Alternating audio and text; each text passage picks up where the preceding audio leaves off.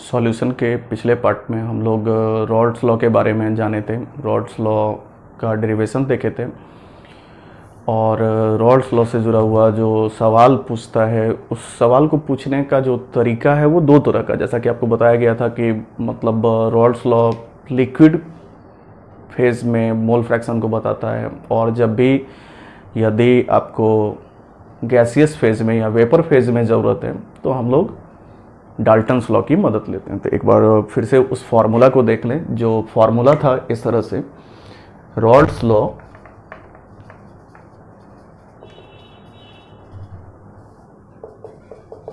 P1 equal to P1 naught x1, P2 equal to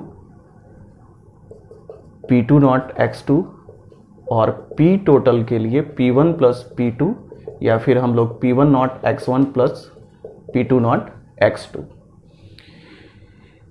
इस formula में एक और आपको जो पॉइंट याद रखना है वो ये कि मोल फ्रैक्शन का सम हमेशा 1 होता है। मतलब मोल फ्रैक्शन जो है x1 प्लस x2 उसका सम हमेशा 1 होगा। ये यहाँ x1 और जो x2 है वो मोल फ्रैक्शन इन सॉल्यूशन या लिक्विड फेज में। अब सवाल उठता है कि यदि वेपर फेज में आपको कैलकुलेट करना है, मतलब वेपर फेज से यदि आपको पूछ रहा है सवाल, तो आप यहाँ पे डाल्टन्स लॉ की मदद लेते हैं। डाल्टन्स लॉ में पार्शियल प्रेशर का रिलेशन यानी कि P1 equal to P total into x1 dash, P2 equal to P total into x2 dash. यहाँ x1 डैश और x2 डैश जो है वो मोल फ्रैक्शन इन लिक्विड आपको वेपर फेज में है, लिक्विड फेज में नहीं। ये अंतर है। तो इस बात को हमेशा ध्यान रखेंगे कि सवाल में लिक्विड है कि वेपर फेज है। यदि वेपर फेज है तो आप इस फॉर्मूला का इस्तेमाल करेंगे। P1 इक्वल टू यहाँ से जो P टोटल है उसको इस तरफ ले आते हैं तो x1 डैश, तो x1 डैश आपको आ जाएगा P1 naught x1 by P total. इसी तरह से x2 dash equal to P2 naught x2 by P total. तो यहां गौर कीजिए x1 डैश और x2 डैश का हम इस्तेमाल किए हैं। x1 डैश और x2 डैश दो अलग अलग ये केसेस है। इसमें x1 जो है हमारा वो लिक्विड फेज का और x1 डैश जो है वो वेपर फेज का। तो इस पॉइंट को हमेशा दो अलग अलग एनालिसिस से याद रखेंगे कि आपको सवाल वेपर फेज में पूछ रहा है कि लिक्विड फेज में। यदि लिक्विड फेज में पूछ रहा है तो आप रॉल्स लॉ की मदद लेंगे, वेपर फेज में पूछ रहा है तो आप डाल्टन्स लॉ की मदद लेंगे। अब यदि हम लोग ग्राफिकल आते हैं, ग्राफ पे आते हैं, तो ग्राफ पे इस तरह से ये आएंगे हम लोग कि ग्राफ जो है वो सबसे पहले रॉल्स लॉ का, तो ग्राफ जो रॉल्स लॉ का है वो कुछ इस तरह से है।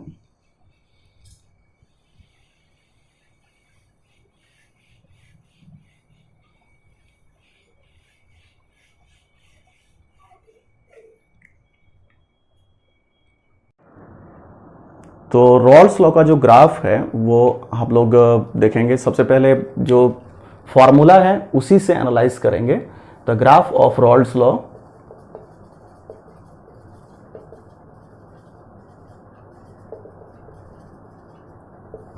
जो ग्राफ है रॉल्स लॉ का वो इस तरह से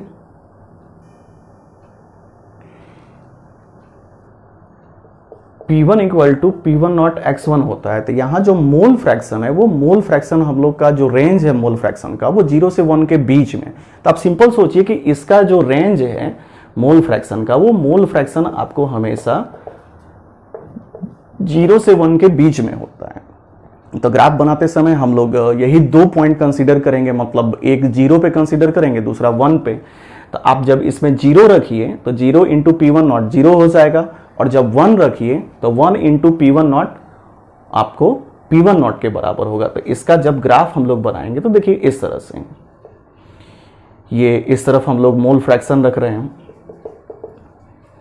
x1 के टर्म में। सबसे पहला पॉइंट जो है हमारा 0 और दूसरा पॉइंट 1।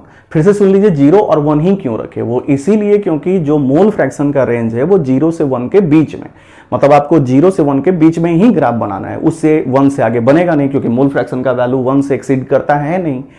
तो जो 0 जब हम इसमें रखेंगे तो हमारा जो पहला पॉइंट आएगा वो तो 0 ही आएगा, लेकिन जब हम 1 रखेंगे तो हमारा दूसरा पॉइंट जो आएगा वो आपको P1 नॉट, तो सपोज कीजिए कि P1 नॉट यहां पे है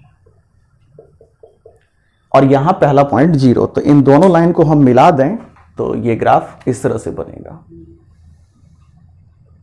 तो ये आपका P1 का ग्राफ हुआ। हम इस एक्सिस पे वेपर प्रेशर रख रहे हैं, वेपर प्रेशर, तो ये आपको P1 का ग्राफ हुआ यहां से यहां तक। ये यदि मैथमेटिकल इक्वेशन देखें तो y इक्वल टू mx पे ग्राफ है, हम y एक्सिस पे P1 मतलब P1 का वैल्यू रख रहे हैं, और ये x एक्सिस पे मोल फ्रैक्शन यानी कि ये मैथमेटिक्स का y इक्वल टू mx से ग्राफ आया।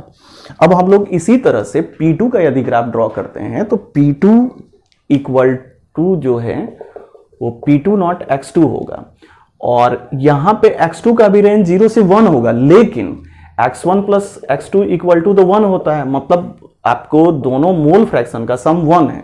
तो जहां आपको x1 0 है वहां x2 क्या हो जाएगा 1, यानी कि इस बार जब हम ग्राफ इसका ड्रॉ करेंगे P2 का तो हमारा एक पॉइंट जो होगा वो x2, जहां x1 0 है वहां x2 1 हो जाएगा, क्योंकि इन दोनों का सम टोटल 1 होना चाहिए। तो ग्राफ में हम लोग इस बात का ध्यान रखेंगे कि हम यदि x1 को यहां 0 रखें ओरिजिन पे तो वहां x2 का वैल्यू 1 होगा, और दूसरा जो पॉइंट हमारा है x2 इक्वल टू वो 0, इसीलिए 0 क्योंकि यहां x1 1 है, तो x1 1 है तो x2 क्या हो जाएगा 0। तो इस बार देखिए अब ये दोनों वैल्यू आप इस इक्वेशन में, ये वाला जो इक्वेशन है इसमें रखिए, तो जब आप इस इक्वेशन में रखेंगे तो x2 1 है, तो x2 जब यहां 1 रखेंगे तो P2 नॉट होगा, यानी कि हमारा पहला पॉइंट जब x2 इक्वल टू 1 है P2 नॉट आएगा, और दूसरा पॉइंट 0 आएगा, यानी इन दोनों को मिला दें तो आपको ये ग्राफ इस तरह से बनेगा। ये हो गया P2 का ग्राफ, इस तरफ वेपर प्रेशर, इस तरफ हम लोग मोल फ्रैक्शन रख रहे हैं। तो ये P1 का ग्राफ हो गया, ये P2 का, और अब P टोटल की बारी। तो P टोटल का ग्राफ हम लोग इन्हीं दोनों ग्राफ की मदद से बनाएंगे, मतलब इस ग्राफ और इस ग्राफ को एक जगह एक साथ बना देंगे तो P टोटल का आ जाएगा वैल्यू, देखिए कुछ इस तरह से।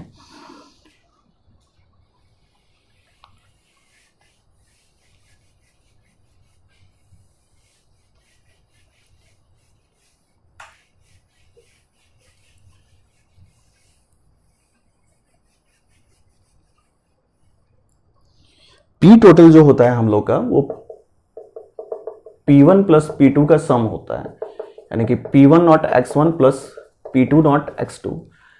हमारे पास दो चीजें x1 और x2 जिनका सम 1 होता है हमेशा। तो अब यदि हम लोग x1 इक्वल टू 0 और x2 इक्वल टू 1 एक पॉइंट लिए और दूसरा पॉइंट लिए x1 equal to 1 x2 equal to 0, क्योंकि देखिए जहां x1 0 है वहां x2 तो 1 होगा इससे, और जहां आपका x1 1 है वहां x2 क्या हो जाएगा 0। अब ये दो पॉइंट पे P टोटल पता कीजिए, तो पहले पॉइंट पे P टोटल हमारा आएगा P1 नॉट x1 है, तो P1 नॉट x1 हम 0 रखे हैं, यहां 0 रखिए, तो P1 not into 0 plus P2 not into 1, तो यहां P टोटल P2 नॉट आएगा। दूसरा पॉइंट पे P टोटल जब हम लोग कैलकुलेट करेंगे तो P टोटल पता करने के लिए x1 1 रखना है, यानी कि यहां 1 रखेंगे और x2 0 रखेंगे, तो P1 not into 1 plus P2 not into 0, तो ये तो 0 हो जाएगा, ये आपका P1 नॉट आया P टोटल। तो एक पॉइंट जब हम ये रखें तो P टोटल हमारा P2 नॉट, और दूसरा पॉइंट जब ये रखे तो P टोटल हमारा P1 नॉट। कहने का मतलब P टोटल का जो रेंज है ग्राफ पे वो P1 नॉट से लेकर के P2 नॉट तक, या आप फिर ऐसे बोल सकते हैं P2 नॉट से लेकर के P1 नॉट तक। अब इस दो पॉइंट की मदद से ग्राफ ड्रॉ करते हैं। इधर हम लोग वेपर प्रेशर रख रहे हैं, इधर मोल फ्रैक्शन रख रहे हैं x एक्सिस पे। पहला पॉइंट हम लोग x1 इक्वल टू 0 रखे हैं, ये पॉइंट, तो x2 इक्वल टू इस समय 1 है। दूसरा पॉइंट जो मोल फ्रैक्शन है हमारा x1 का वो 1 है और x2 का 0। तो अब इस समय जो आपका इस वैल्यू पे पी टोटल हमारा P2 नॉट आया, यानी कि यहां हम P2 नॉट डी नॉट करेंगे। दूसरा पॉइंट हमारा P1 नॉट बन रहा है। अब P1 नॉट और P2 नॉट में जो ज्यादा होगा वो ऊपर होगा, मतलब करने का मतलब P2 नॉट यदि आपका ज्यादा है तो ये ग्राफ पेपर पे ऊपर आएगा, P1 नॉट नीचे आ जाएगा। ये बताएगा कि वोलाटाइल कौन है। जैसे इसमें आपको P2 नॉट नीचे है, P1 नॉट ऊपर है, यानी कि हमारा जो वन कंपोनेंट है, अब वन कंपोनेंट आप सॉल्वेंट को चाहे सॉलिड को जिसको भी मान रहे हैं, जैसा कि हम बोले थे कि वन जो सिंबल है वो हम सॉल्वेंट के लिए मान रहे हैं और टू सिंबल सॉल्यूट के लिए। तो इस समय आपका ये इस ग्राफ में P1 नॉट ज्यादा है, यानी कि हमारा सॉल्वेंट ज्यादा वोलाटाइल है, ज्यादा वेपर प्रेशर है।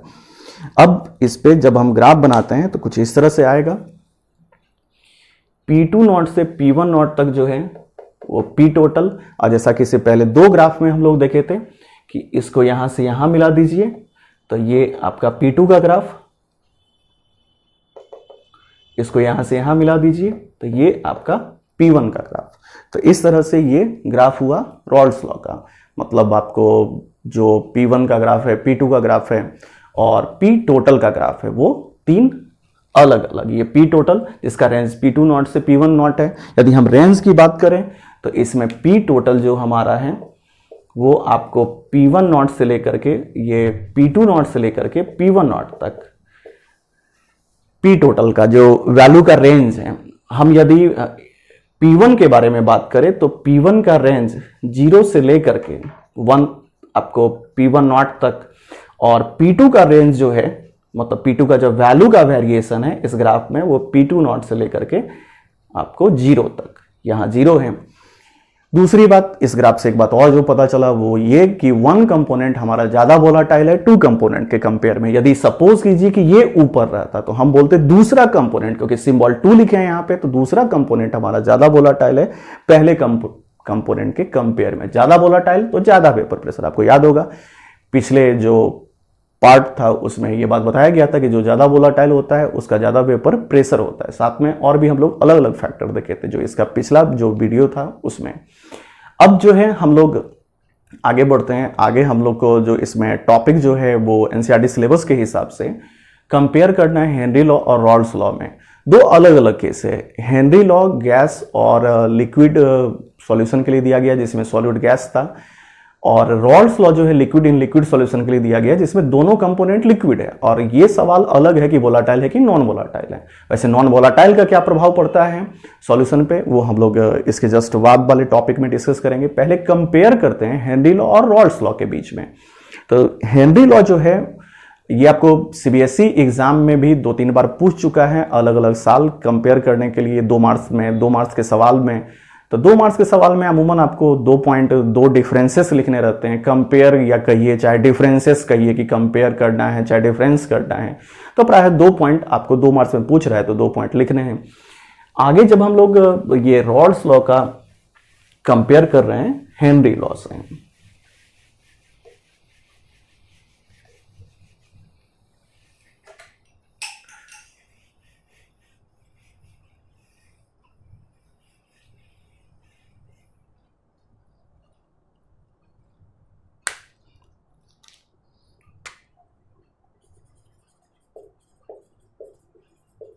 compare between Henry law and Rolle's law.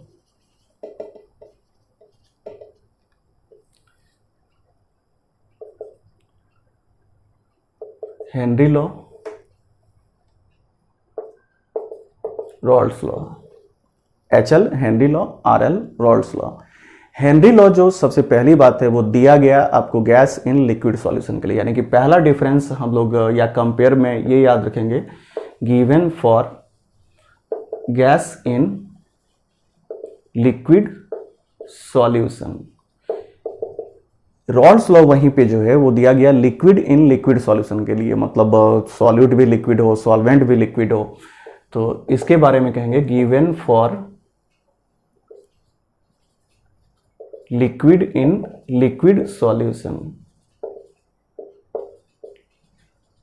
दूसरा जो डिफरेंस है इन दोनों के बीच में वो ये कि रॉल्स लॉ जो है वो आपको ये कहता है कि vapour pressure of component directly proportional to mole fraction of component in solution. वहीं पे हेनरी लॉ कहता है कि partial pressure of gas is directly proportional to mole fraction of gas in solution. तो देखिए ये हम लोग दूसरा जो कंपेयर कर सकते हैं वो स्टेटमेंट लिख सकते हैं कि इसके हिसाब से partial pressure of gas is directly proportional to mole fraction of gas in solution. यहां पे वहीं पे हम लोग कह सकते हैं कि वेपर प्रेशर जो है कंपोनेंट का, यानी कि वेपर प्रेशर वीपी यानी vapour pressure of component is directly proportional to mole fraction of component in solution.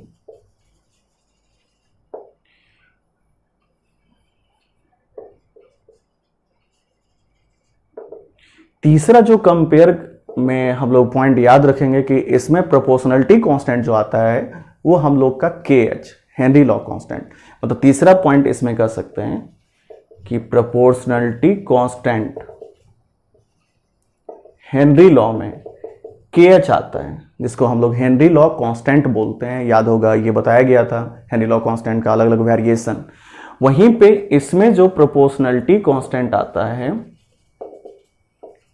वो आपको P1 नॉट, मतलब P नॉट बोल सकते हैं, क्योंकि यहां पे एक स्पेशल केस तो हम ले नहीं रहे हैं कि सॉलिड बता रहे हैं कि सॉल्वेंट बता रहे हैं, तो आप P1 नॉट या फिर P2 नॉट बोल सकते हैं, मतलब vapour pressure of pure component. ये हो गया आपको कंपेयर डिफरेंसेस। यदि हम लोग इसके फॉर्मूला को देखें तो इसका फॉर्मूला होता है partial pressure of gas equal to KH into mole fraction of gas. वहीं पे इसका फॉर्मूला होता है P1 equal to P1 not into X1, यानी कि P1 नॉट हो गया vapour pressure of pure component. अब 1 जिसको बोल रहे हैं आप सॉल्यूट को बोल रहे हैं चाहे सॉल्वेंट को, तो ये आपका हेनरी लॉ और ये रॉड्स लॉ। इस तरह से आप मतलब कह सकते हैं कि यहां P गैस जो है, मतलब जब हम कंपेयर करते हैं दोनों को तो P गैस P1 को रिप्रेजेंट कर रहा है। जैसे जब फॉर्मूला का दोनों को हम कंपेयर करते हैं तो इस तरफ हमारा जो partial pressure of gas equal to Henry law constant into mole fraction of gas, इस तरफ P1 equal to P1 naught X1, यानी कि यहां पे जो आपका पार्शियल प्रेशर ऑफ गैस है वो P1 mole KH P1 not और मोल फ्रैक्शन, यानी KH और P1 नॉट कह सकते हैं कि सेम है, मतलब हेनरी लॉ कांस्टेंट और P1 नॉट इस एनालिसिस में कह सकते हैं कि मे बी सेम है। तो हम लोग का हेनरी लॉ कांस्टेंट और vapour pressure of pure component same है। अब अगले टॉपिक पे बढ़ते हैं। अगला जो टॉपिक है इसमें हम लोग का वो है नॉन वोलाटाइल सॉल्यूट का प्रभाव क्या पड़ता है वेपर प्रेशर पे। तो सिंपल सोचिए कि आप एक मतलब कंटेनर में, मतलब कह सकते हैं कि रॉड्स लॉ से जुड़ा हुआ जो अगला एनालिसिस है, इस कंपेयर के बाद रॉड्स लॉ पढ़ने के बाद हम लोग ग्राफ देखे, उसके बाद कंपेयर किए हेनरी लॉ से। अगला जो इसमें हम लोग को एनालिसिस है वो नॉन वोलाटाइल सॉल्यूट का प्रभाव क्या पड़ता है। फिर हम लोग इसमें देखेंगे कि रॉल्ट लॉ के बेसिस पे सॉल्यूशन को कैसे बांटा गया अलग अलग केस में, जैसे कि एक आइडियल सॉल्यूशन दूसरा नॉन आइडियल सॉल्यूशन। तो हम लोग जो कंपेयर कर रहे हैं यहाँ पे वो सबसे पहले आपको effect of non volatile solute on vapour pressure of solution. एक कंटेनर में आप सिंपल सिर्फ सॉल्वेंट रखें, जैसे वाटर रख दीजिए, सिर्फ सॉल्वेंट रख रहे हैं, सपोज कीजिए कि आप वाटर रखें। दूसरे कंटेनर में हम लोग सॉल्वेंट के अलावा कोई नॉन वोलाटाइल सॉल्यूट जैसे नमक या चीनी या ग्लूकोज, मतलब कोई भी नॉन वोलाटाइल सॉल्यूट इसमें वाटर में मिला दिए। सॉल्वेंट प्लस सॉल्यूट, जैसे सॉल्वेंट में आप वाटर ले लिए और सॉल्यूट में आप कोई भी, सपोज कीजिए कि शुगर लिए, ग्लूकोज लिए या कोई भी केस। अब देखिए अंतर क्या है दोनों में। पहले केस में जो वाटर है सिर्फ हमारा, तो जब वाटर है तो कंटेनर में सिर्फ वाटर होगा, मतलब आपके सरफेस पे भी सिर्फ वाटर रहेगा, तो ये आपको वेपर में बदलता रहेगा। लेकिन जब जहां हम दूसरा कंटेनर देख रहे हैं वहां पे वाटर के अलावा, वाटर तो है ही, आप जानते हैं कि होमोजेनियस मिक्सचर है, तो होमोजेनियस मिक्सचर है तो आपको शुगर भी होगा ऊपर, क्योंकि जब पानी में हम लोग चीनी मिलाते हैं तो चीनी चारों ओर फैल जाता है यूनिफॉर्मली, मतलब कंपोजिशन जो होता है वो सभी जगह एक तरह का होता है। तो यहां सरफेस पे क्या होगा, दूसरे कंटेनर में जो हमारा सरफेस है उस पे आपको शुगर भी रहेगा, मतलब ये यहां शुगर भी मौजूद रहेगा। अब सिंपल सोचिए कि जो वाटर जो हमारा है यहां वाला, वो तो वेपर में बदल ही रहा है। अब इसके नीचे जो यहां पे वाटर है, यहां पे जस्ट मतलब ये रेड सिंबल हम शुगर को दर्शा रहे हैं, यहां पे ये जो है आपको रेड सिंबल के नीचे जो हमारा वाटर है वो तो वेपर में नहीं बदलेगा। मतलब जस्ट कि आप सिंपल सोचिए कि गेट पे कोई खड़ा है और आप बाहर जाना चाह रहे हैं, तो आप जब तक वो गेट पे से हटेगा नहीं, आप बाहर कैसे जाएंगे। मतलब यहां जो ये रेड सिंबल है वो बता रहा है कि शुगर है, और जो इसके नीचे जो ब्लू सिंबल है वो ये बता रहा है कि वाटर है। तो यहां ये बाहर जाते समय ये रोकेगा शुगर, मतलब जो शुगर आपको कंटेनर के ऊपरी सरफेस पे मौजूद है वो तो नॉन वोलाटाइल है। आप जानते हैं कि शुगर तो वेपर में बदल नहीं सकता है, नॉन वोलाटाइल है, तो वो बदलेगा कैसे। तो अब सवाल है कि वो तो रोकेगा, तो रोकेगा तो कंपेयर कीजिए कि यहां जो वाटर वेपर में बदल रहा है वो ज्यादा होगा कि यहां जो बदल रहा है वो ज्यादा होगा। मतलब पहले केस और दूसरे केस में जब आप कंपेयर करते हैं तो वाटर वेपर कहां ज्यादा बनेगा, तो निश्चित तौर पे पहले वाले में, क्योंकि दूसरे वाले में क्या हो रहा है कि जो आपका नॉन वोलाटाइल सॉल्यूट, मतलब शुगर है, वो सॉल्ट हो, ग्लूकोज हो, वो रोक रहा है। तो इस तरह से इसका वेपर प्रेशर क्या होगा, घट जाएगा। यहां हमारा सॉल्वेंट प्योर है तो यहां हम सिंबल देंगे P1 नॉट, और यहां सॉल्यूशन में है तो P1। तो कहने का मतलब कौन ज्यादा हुआ, P1 नॉट, यानी कि जब वाटर सिर्फ है उस समय, या फिर जब आप सॉल्यूशन बना दिए उस समय। तो इससे पता चला कि P1 नॉट ज्यादा है P1 से, यानी कि vapour pressure of pure component हमेशा ज्यादा होगा vapour pressure of component in solution से। हमेशा जब भी vapour pressure of pure component आप देखेंगे वोलाटाइल सॉल्वेंट का, मतलब शुगर का तो हम लोग को देखना है नहीं क्योंकि शुगर तो नॉन वोलाटाइल है, यहां जो सॉल्यूट हम लिए हैं। तो ये तो हो गया लॉजिकल एनालिसिस। अब इसको मैथमेटिकली सोचते हैं। मैथमेटिकली ये बताइए कि किसी चीज को गुना किया जाता है तो क्या हमेशा वैल्यू बढ़ता ही है, मतलब आप किसी चीज को गुना कर रहे हैं, मल्टीप्लाई कर रहे हैं, तो क्या हमेशा वैल्यू बढ़ता है। तो आपके दिमाग में मल्टीप्लाई सुन करके तुरंत आया होगा कि नहीं बढ़ता ही है, लेकिन ऐसा नहीं है। मल्टीप्लाई हम क्या से कर रहे हैं इस पे डिपेंड करता है। जैसे आप 10 को मल्टीप्लाई कीजिए 0.1 से तो वैल्यू कितना होगा 1, यानी वैल्यू बढ़ा नहीं घट गया। आप 10 को मल्टीप्लाई कीजिए 0.9 से तो वैल्यू क्या होगा 9। आप 10 को मल्टीप्लाई कीजिए 1 से तो वैल्यू क्या होगा 10। कहने का मतलब जब 1 से नीचे वाले वैल्यू से हम गुना कर रहे हैं, मल्टीप्लाई कर रहे हैं, तो वैल्यू बढ़ नहीं रहा है। अब ये बताइए कि मोल फ्रैक्शन का वैल्यू कहां से कहां तक होता है, 0 से 1 तक। मोल फ्रैक्शन जो लाइज करता है 0 से 1 के बीच में, यानी कि आप मोल फ्रैक्शन से जब गुना कर रहे हैं तो वो वैल्यू को बढ़ाएगा नहीं, घटा देगा, डिक्रीज कर देगा। तो ये बात ध्यान रखिए कि मल्टीप्लाई करने पे वैल्यू हमेशा बढ़ता ही नहीं है। हम मल्टीप्लाई क्या से कर रहे हैं इस बात पे डिपेंड करेगा कि वैल्यू बढ़ेगा कि घटेगा। तो P1 equal to P1 naught X1 होता है। तो यहां जो ये X1 है हमारा, इसका वैल्यू लाइज करता है 0 और 1 के बीच में, और 0 और 1 के बीच में लाइज करने की वजह से जब हम इसको मल्टीप्लाई करेंगे आपको P1 नॉट में तो वैल्यू घट आएगा। मतलब ये आपको जो P1 है वो कम हो जाएगा P1 नॉट से।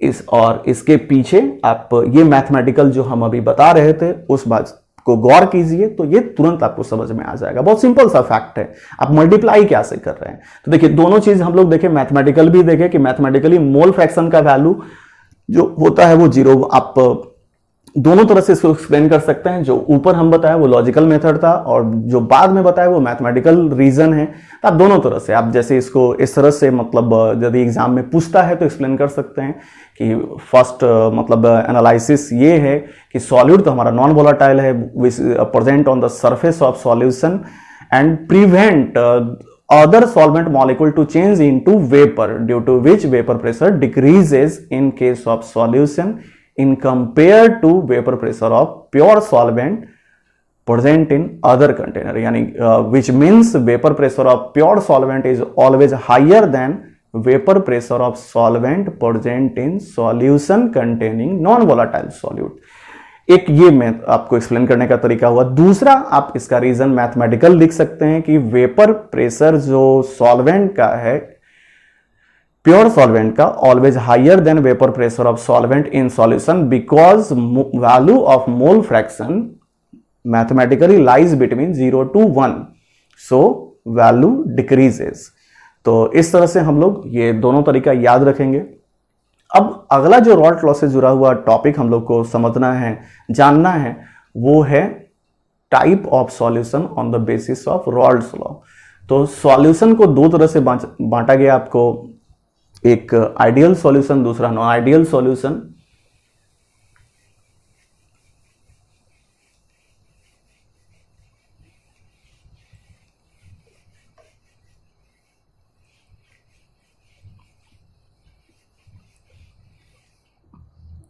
अब यहां पे जो हम लोग type of solution Raoult's law के बेसिस पे देखेंगे वो दो तरह का, ideal solution, non ideal solution. Non ideal solution को फर्दर दो तरह से बांटा गया।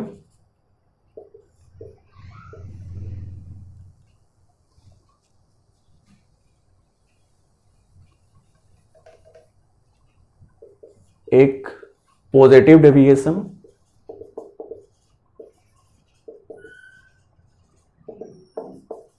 फ्रॉम रॉल्ट लॉ, दूसरा नेगेटिव डेविएशन